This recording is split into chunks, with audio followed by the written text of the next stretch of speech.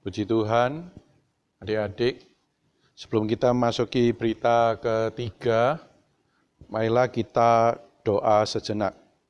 Saya ingin berdoa untuk berita ini. Tuhan, kami cinta padamu. Tuhan, kuatkan kami ke dalam manusia batini kami. Oh Tuhan, sehingga kami bisa mengenal Dikau, mengenal kehendak-Mu. Kami bisa berbagian dalam kehendak-Mu.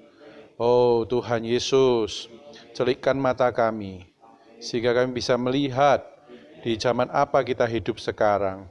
Bagaimana kita bisa berpartisipasi di dalam kehendak dan pergerakan-Mu hari ini. Tuhan, kami berikan diri kami, oh pakailah kami. Biarlah kehendak-Mu terjadi di bumi seperti di surga. Amin. Puji Tuhan, saudara-saudari, kita masuk ke berita ketiga, yaitu judulnya adalah Sejarah Universal Menurut Ekonomi Allah.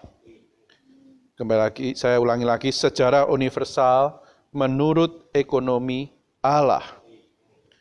Yaitu sejarah ilahi di dalam sejarah insani. Ya. Jadi ini seperti sesi sejarah, ya, tapi kita harus bisa melihat apapun yang terjadi di atas bumi ini, ya, adalah kita bisa melihat dari sudut pandang yang berbeda, yaitu apa event-event yang terjadi dalam dunia politik, bahkan sekarang ini kita harus melihatnya dalam sudut pandang ekonomi Allah. Kita harus melihat bahwa ada sejarah ilahi di dalam sejarah insani. Yang kita lalui sekarang tentunya adalah suatu titik di dalam waktu ini yang sangat momen yang sangat-sangat luar biasa, dari mana pandemik COVID-19 ini membuat suatu dampak yang luar biasa dalam kehidupan kita, sehingga kita pun sekarang berhimpun dengan cara yang sedemikian. Tetapi percayalah, apapun yang terjadi, apapun yang telah diputuskan oleh negara-negara, semuanya Tuhan juga bergerak di balik segala keputusan itu, segala event-event itu. Jadi kita harus melihat ayat pembuka kali ini adalah Yoel pasal 1 ayat 4. Saya akan bacakan. Apa yang ditinggalkan belalang pengerip telah dimakan belalang pindahan. Apa yang ditinggalkan belalang pindahan telah dimakan belalang pelompat. Dan apa yang ditinggalkan belalang pelompat telah dimakan belalang pelahap. Ada 4 belalang, ya. Jadi karena waktu saya akan langsung mengkorelasinya dengan Daniel pasal 2, yaitu mimpi Daniel. Dan di sini kita melihat ada, sebelum saya masuk lagi, 4 belalang itu menunjukkan ada peralihan zaman. Ya, jadi dikatakan lagi, saya ulangi, belalang pengerip dimakan oleh belalang pindahan, dan apa yang ditinggalkan belalang pindahan telah dimakan belalang pelompat, dan apa yang ditinggalkan belalang pelompat telah dimakan belalang pelahap. Di sini ada suatu perpindahan zaman, ya, perpindahan zaman, pergantian zaman, ya, pergantian zaman. Dan juga kita melihat di Daniel, mimpi Daniel ketika dia mimpi satu patung yang besar, di mana kepalanya terbuat oleh emas, dadanya oleh perak, dan bagian bawahnya oleh perunggu kakinya, dan bagian kaki paling bawah adalah dari perunggu dan tanah liat. Di situ kita melihat, ya, bahwa yang kepala yang paling atas terbuat oleh emas adalah menambangkan kerajaan Babylon, dan yang dari perak itu adalah kerajaan Medo Persia. Yang ketiga, yang dari perunggu adalah kerajaan Yunani. Keempat, dari besi adalah kerajaan Romawi. Dan terakhir adalah dari campuran dari besi dan dari tanah liat adalah kerajaan atau negara-negara yang kita hidup di hari ini. Di situ kita melihat bahwa memang benar di dalam sejarah ada suatu kerajaan-kerajaan yang besar yang mendominasi bumi ini. Ya, kita melihat negara Babylon, kerajaan Babylon yang akhirnya ditelan oleh kerajaan Medo-Persia, ya, dan juga akhirnya juga dikalahkan oleh kerajaan Yunani, dan terakhir mereka dikalahkan oleh kerajaan Romawi, yang mereka akhirnya mendominasi cukup besar sebagian dari bumi ini. Dan hari ini, kenapa kok masih ada dikatakan ada besi dan tanah liat? Karena di zaman ini, kita masih sangat terpengaruh oleh besi yang melambangkan Romawi.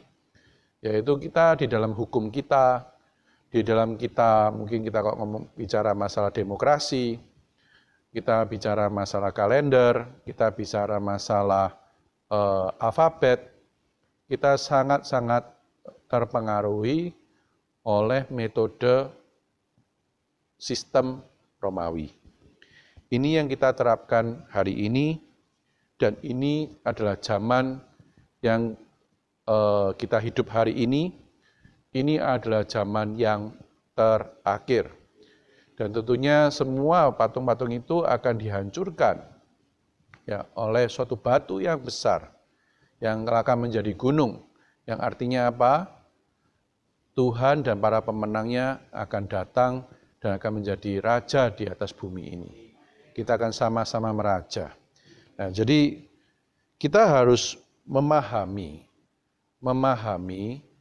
di zaman apa kita hidup sekarang. Itu saya ulangi lagi, kita ada zaman yang akhir, yaitu dikatakan Daniel, besi dan tanah liat itu.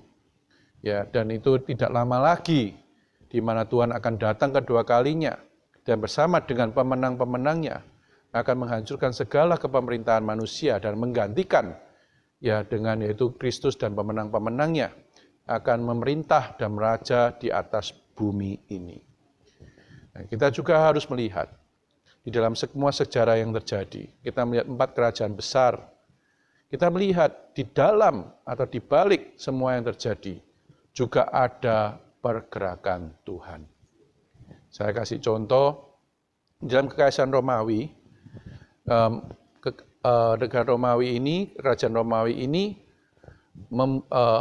menyatukan banyak bangsa-bangsa, ya, sehingga mereka juga membuat situasi politik itu lebih damai, ya, karena itu sudah tidak banyak perang, karena sudah didominasi oleh satu yang kuat, sehingga Tuhan Yesus bisa terlahir di Bethlehem.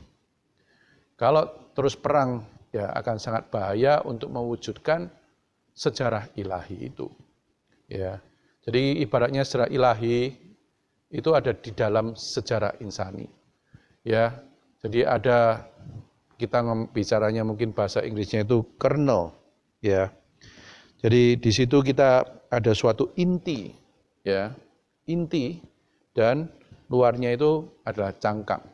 Ya, cangkang ini adalah sejarah insani, inti atau kernel itu adalah sejarah ilahi. Ya, jadi di luar kita kelihatan, yang kita lihat, kita pelajari dari sejarah, yang kelihatan dari mata, yang tercatat mungkin di koran adalah sejarah insani. Tetapi sesungguhnya di balik itu semua ada sejarah ilahi. Di balik semua itu Tuhan terus bergerak bahkan memakai negara-negara dan kerajaan-kerajaan itu untuk melaksanakan ekonominya. Jadi kita sekarang juga bisa melihat bahwa dari Kekaisaran Roma, mereka menyatukan bangsa-bangsa, ya, menyatukan bahasa, sehingga ada suatu common language. Ya. Juga kita melihat ada jalan-jalan, infrastruktur yang dibangun. kita melihat semuanya itu, ya, bahkan juga ada hukum, yaitu di kerajaan Roma, hukum itu kriminal yang paling berat harus disalibkan. Semua yang mereka lakukan, ya, adalah untuk mewujudkan nubuat atau ekonomi Allah, sehingga memungkinkan untuk Tuhan Yesus mati tersalib. Jadi hukumnya Roma itu dipakai sama Allah, sama Tuhan untuk melaksanakan rencana ekonominya. Jadi kita harus melihat juga infrastruktur yang dibangun, bahasa-bahasa yang disatukan, yaitu bahasa Yunani yang dipakai, itu untuk memudahkan kita membaca Alkitab. Nah, kitab-kitab perjanjian baru mayoritas ditulis dengan bahasa Yunani. Ya, jadi semua bangsa disatukan, orang-orang yang terpelajar mereka pakai bahasa Yunani. Ya, akhirnya kitab perjanjian baru ditulis, kecuali Lukas ditulis dengan bahasa Yunani. Jadi kita melihat bahasa, ya, juga dipakai oleh Tuhan untuk menyebarkan firman-Nya. Kita juga melihat infrastruktur, jalan-jalan yang terkonek, itu untuk apa? Penyebaran Injil-Nya. Bahkan sekarang ini pun yang kita lakukan, saya bicara di sini, tapi mungkin yang mendengar bisa seluruh Indonesia. Ya, kalau saudara-saudara yang berbicara bisa dengan seluruh bumi, pakai teknologi. Semua yang terjadi perkembangan dunia dipakai oleh Allah untuk ekonominya, untuk rencananya. Ya, jadi kita harus melihat ini, bahwa di dalam alam semesta ini ada dua sejarah, sejarah manusia, sejarah insani, dan sejarah Allah, yaitu sejarah ilahi. Sejarah insani itu seperti cangkang yang di luar, sejarah ilahi itu seperti inti di dalam cangkang. Ya. Jadi kita perlu jelas, memiliki pandangan jelas, 1A, mengenai sejarah ilahi di dalam sejarah insani, ya, sejarah ilahi di dalam sejarah insani. Sejarah manusia, sejarah dunia, sejarah manusia secara fisik itu luaran, sejarah ilahi, sejarah Allah dengan manusia dan di dalam manusia itu batini. Ini adalah perkara misteri Allah Tritunggal di dalam keinsanian. Ya. Jadi poin 1A, sebelum inkarnasi Kristus Allah bergerak dengan manusia dan di antara manusia. Ini bukanlah pergerakan langsungnya untuk melaksanakan ekonomi kekalnya bagi Kristus dan gereja, tetapi pergerakan tidak langsungnya di dalam ciptaan lamanya bagi persiapan pergerakan langsungnya di dalam ciptaan barunya bagi ekonomi kekalnya. Jadi di sini ada kata-kata pergerakan langsung dan tidak langsung. Ya. Jadi ini kita mengenai yang dimaksud adalah ekonomi Allah. Secara enggak langsung, ya itu perjanjian lama. Itu ada kaitannya dengan ekonominya. Karena pergerakan Allah ini adalah dengan manusia. Langsung itu berkaitan dengan kata-kata di dalam manusia. Oke, jadi kalau saya bisa ulangi ada dua kata. Secara enggak langsung, secara langsung. Dengan manusia, di dalam manusia. Ya. Jadi yang Allah inginkan itu semestinya adalah Allah ingin menggarapkan dirinya secara langsung di dalam manusia. Ya, itu yang langsung. Kalau perjanjian lama, ya betul, Allah bergerak dengan manusia. Ya, dengan tokoh-tokoh dalam Alkitab perjanjian lama. Itu hanya untuk persiapan pergerakannya yang langsung. Pergerakannya yang di dalam manusia. Ya, jadi beda Inggrisnya with dengan in di dalam. Yang Allah sekarang kerjakan di atas bumi ini, pergerakan Allah di atas bumi ini, sekarang ini ada di dalam manusia. Di dalam kita. Inilah yang Allah mau.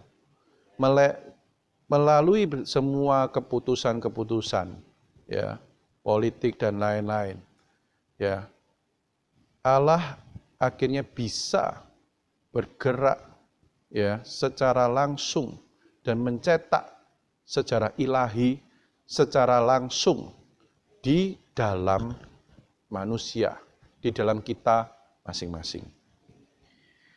Jadi ini ada hubungan dengan hasrat hatinya, tujuannya, tujuan kekal Allah. Ya, jadi kita melihat sejarah kembali lagi, kita balik ke sejarah insani. Apakah yang terjadi? Allah untuk menyelamatkan kita, ya, secara historik, ya, kita melihat Allah menjadi manusia, yaitu Tuhan itu sendiri. Dan dia hidup 33,5 tahun. Ini sejarah yang kita bisa melihat, ya. 33,5 tahun, dia mati di salib, terus dia naik, dan dia turun lagi menjadi roh pemberi hayat, dan dia bisa masuk ke dalam diri kita semua. Dan sekarang, kita semua yang percaya kepada Tuhan, kita dilahir ulangkan, kita menerima roh pemberi hayat ini masuk ke dalam diri kita. Nah, sehingga yang Allah lakukan itu sekarang bisa menjadi bisa kita nikmati. Jadi kita semua di sini sekarang ini berbagian di dalam pergerakan Allah. Ya, kita dimasukkan, diinkludkan, ya, di dalam pergerakan Allah, yaitu mencetak sejarah ilahi. Jadi sekarang manusia ini, kita ini dilibatkan dalam mencetak sejarah ilahi, bukan dengan kata-kata dengan, bukan Allah dengan kita, tapi Allah di dalam kita sama-sama mencetak sejarah ilahi. Nah, tentunya apa yang Allah inginkan di dalam diri kita? Apa yang Allah ingin garapkan dalam diri kita? Itu kita akan garapkan dirinya. Tapi proses apa semestinya yang kita lalui? Ya, proses ini pertama ketika kita percaya, mengaku, kita dilahir ulangkan. Ya, Yohanes pasal 3, dia dilahir ulangkan, kita menerima hayat Allah di dalam diri kita. Sehingga kita juga punya hayat manusia, ditambahkan lagi hayat Allah. Nah, kita dikatakan dilahir ulangkan. Ya, dilahir ulangkan, terus Allah tidak mau berhenti sedemikian, dia terus melakukan pekerjaan menguduskan kita. Yaitu kita dikuduskan, kita diperbarui pikiran kita. Kita ditransformasi secara metabolisme. Kita secara hari ke hari, ya, dari hari ke hari melalui situasi kita dirubah, ya, secara metabolik. Ya, kita dirubah perasaan kita pelan-pelan dirubah pola pikir kita dirubah tekad kita mengalami perubahan, yaitu transformasi. Nah, terus kita lanjut lagi di aspek penyerupaan. Kita dari hari ke hari melalui situasi-situasi kadang tidak enak, kita juga diserupakan. Ya, dari kita ini dicetak seperti Tuhan, seperti gambarnya. Ya. Dan kita juga melalui proses pemuliaan. Di mana pemulihan proses ini tahap terakhir puncaknya ya waktu kita ketemu dengan Tuhan, ya, kita akan dimuliakan, ya. Dikatakan doa Paulus kepada kita adalah supaya kita semua dikuduskan, ya. Allah damai sejahtera menguduskan kamu seluruhnya, dan semoga roh, jiwa dan tubuhmu terpelihara sempurna tanpa cacat pada kedatangan Tuhan Yesus Kristus, ya. Tuhan kita. Ya, jadi ini yang kita lalui sekarang. Ini adalah tujuan Allah hari ini. Ya, tujuan Allah hari ini bukan hanya sekedar ya dia datang kembali kedua kali ya terus untuk menghakimi manusia, untuk membersihkan bumi ini dari segala hal-hal yang jahat. Tetapi kita lebih dalam lagi kalau kita melihat Allah ingin mendapatkan seluruh diri kita, roh, jiwa, dan tubuh kita. Nah, akhirnya kita menjadi anak-anaknya, dari anak-anaknya kita menjadi bertumbuh dewasa, menjadi putra-putranya. Kita semua bisa mengekspresikan dan memuliakan Allah di bumi ini. Dan pada akhirnya di Wahyu, kita akan menjadi mempelai perempuannya. Ya, ini adalah tujuan Allah di atas bumi ini. Yang Allah sedang kerjakan di balik semua sejarah insani ini. Tentunya selain di balik sejarah insani tentunya dia memakai untuk Injil, ya itu sudah pasti. Justru di masa-masa ini ada masa-masa emas untuk mengabarkan Injil. Tapi kita juga melihat pergerakan Allah yang ultima, yaitu menggarapkan dirinya di atas diri kita masing-masing. Di atas manusia, ya menggarapkan dirinya ya di atas diri kita. Jadi kita kalau melihat Yohanes pasal 14, kata-kata di dalam, wah itu sungguh merubah, itu ada bahasa baru. Ya Bapa di dalam aku dalam Bapa, kita di dalam mereka, yaitu Allah Tritunggal bisa di dalam kita. Itu merubah konsep, itu bahasa yang baru. Doa yang baru, doa yang berbeda. Ya, kita harus bisa memasuki ya perasaan ini, memasuki kehendak Allah ini. Yaitu Allah Tritunggal ingin menjadi satu dengan manusia. Jadi kita harus melihat karena ini jadi saya sudah selesai di Romai 1 sampai Romai 1, jadi kita masuk ke poin keempat. Katakan pada waktu kedatangan kembali, Tuhan akan ada pertemuan dua figur, antikristus, figur dalam sejarah manusia yang luaran, dan Kristus, figur dalam sejarah ilahi yang intrinsik. Ya, jadi dikatakan Kristus akan datang kembali, turun bersama para pemenangnya sebagai pasukannya untuk mengalahkan antikristus dan pasukannya. Ya, setelah figur di dalam sejarah ilahi itu mengalahkan figur di dalam sejarah insani, kerajaan 1000 tahun akan datang dan kerajaan ini akan rampung dalam Yerusalem baru, langkah ultima dan rampung sejarah ilahi. Ya. Oke, B, kita perlu mempertimbangkan apakah kita sekedar hidup di dalam sejarah manusia atau juga hidup di dalam sejarah ilahi. Ya, jadi ini harus menjadi keputusan kita. Ketika kita melihat ternyata di balik sejarah insani atau di dalam sejarah insani ada sejarah ilahi, dan kita mengenal apa yang Allah lakukan, ya, pergerakannya melalui bangsa-bangsa, kita harus mempunyai suatu keputusan, yaitu kita ingin berbagian di dalam pergerakan Allah. Ternyata pergerakan Allah itu memang meluas, melebar, juga ada pusat di atas negara Israel. Yaitu apa yang terjadi di negara Israel, kita bisa melihat kehendak Allah. Kita bisa melihat jelas kehendak pergerakannya. Tetapi bagaimana peran kita sekarang? Ya, yang pasti peran kita adalah untuk supaya membiarkan Allah Tritunggal bergerak dan menggarapkan dirinya di dalam diri kita. Ya, kita semua telah dilahirkan dalam sejarah insani, tapi kita telah dilahirkan kembali di dalam sejarah ilahi. Jika penghidupan kita berada di dalam dunia, ya, kita hidup hanya di dalam sejarah insani yang luaran. Jika penghidupan kita berada di dalam gereja, kita hidup di dalam sejarah ilahi yang batini. Jadi kita pertama harus jelas zaman apa dan peran apa. Jadi saya katakan, tentunya kita hidup di zaman yang terakhir. Tapi ini zaman apa? Juga kita harus bisa mengatakan ini adalah zaman tubuh. Ya, di dalam sejarah gereja-gereja ini adalah zaman tubuh.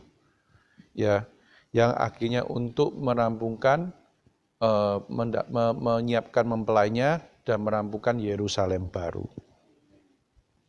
Jadi untuk merealisasikan ini kita harus hidup di dalam kehidupan gereja. Ya, jangan di dalam dunia. Ya, kita tentunya adik-adik di sini tentunya lebih suka secara umum ya banyak anak muda didapatkan oleh dunia. Tetapi kita tidak mau ya, meskipun kita berada dalam dunia tapi kita tidak dimiliki oleh dunia. Kita mau hidup di dalam gereja sehingga kita bisa berbagian dari sejarah ilahi. Ya, dan tujuan kita sekarang adalah untuk memanifestasikan Kristus. Ya, sebagai pembesaran manifestasi Kristus, gereja adalah bagian dari sejarah ilahi di dalam sejarah insani yang luaran. Oke. Saya langsung lanjut karena waktu.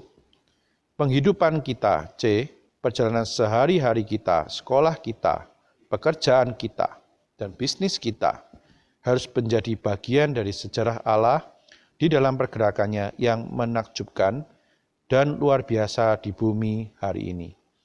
Kita perlu menjadi satu dengan Allah dalam sejarahnya yang bergerak dan memberi energi di dalam para pemenang yang mengasihi Dia.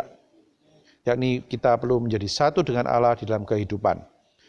Di dalam penghidupan dan di dalam segala hal yang kita lakukan hari ini di bumi, kita perlu menulis sejarah Allah yang hari ini.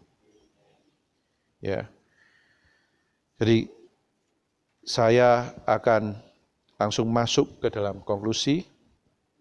Dari semua ini Romawi berikutnya sudah saya bahas sedikitnya. Yaitu Allah ingin menggarapkan dirinya ke dalam kita. Ya, menjadi hayat dan suplai hayat sehingga kita semua bisa mengekspresikan Dia. Ya. Jadi kita harus jelas bahwa ini yang Allah inginkan. Ya. Terus maksudnya di pihak kita apa yang harus kita lakukan? Yaitu kita harus belajar memperhidupkan Kristus di dalam roh kita. Ya. Jadi kita bagaimana memperhidupkan Kristus di dalam roh kita? Mulailah dengan bersekutu dengan Allah. Datanglah kepada Allah. Ya, kita harus belajar mendengarkan hati nurani kita. Hati nurani kita itu bisa menuduh, menyalahkan, bisa membela, bisa membenarkan.